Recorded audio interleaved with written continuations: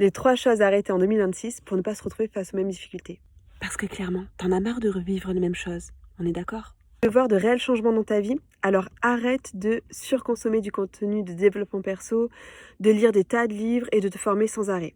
Quand tu fais ça, tu cherches des solutions à l'extérieur, alors que la clé, elle est à l'intérieur de toi. Ouais, je sais, ça fait un peu citation du père Fouras. Et en plus, tu as dû tellement entendre cette phrase plein de fois que ça en devient vraiment agaçant. Pourtant, c'est la vérité. Et au fond de toi, tu le sais. Quand tu es dans cette quête extérieure, c'est un mélange subtil et inconscient de combler un vide et à la fois de ne pas aller voir vraiment ce qui joue pour toi intérieurement pour pas aller goûter à l'inconfort de passer à l'action. En résumé, arrête de te charger le mental et de chercher des solutions à l'extérieur. À la place, passe à l'action de façon alignée.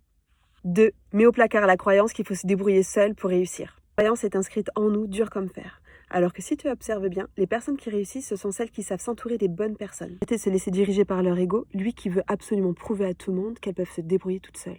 Elles ont compris aussi que se faire accompagner, c'est gagner du temps et l'énergie. Je sais, c'est pas facile parce que ça demande de se prioriser. En fait, investir en soi devient un véritable acte d'amour. Et ça, j'avoue, c'est pas facile parce que ça demande un certain niveau de souveraineté et d'autorisation. En résumé, arrête de prouver que tu peux faire les choses toute seule, parce que de toute façon, ça, on sait que tu en es capable. Et à la place, développe plutôt une stratégie smart en t'entourant des bonnes personnes. 3. Arrête de passer à l'action sans bosser ton intention. Passer à l'action en reproduisant des stratégies toutes faites, des copier-coller, sans avoir vérifié que ça te correspondait à 100%, en vrai, ça sert à rien.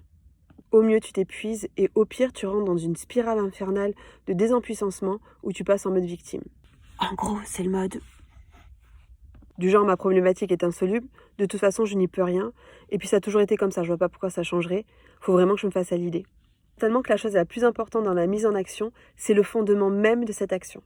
Sur quelle réelle intention elle repose. Psst, les recettes miracles, ça n'existe pas. C'est seulement quand on a bossé notre intention pour qu'elle soit saine, congruente, en total accord avec nous-mêmes, qu'on va pouvoir avoir des changements bénéfiques et durables. Alors, en résumé, arrête le mode copier-coller parce que franchement, ça marche pas. À la place, bosse ton intention et ta posture à partir de laquelle tu passes à l'action. Et c'est là que tu vas avoir de véritables changements, que tu vas obtenir d'autres résultats.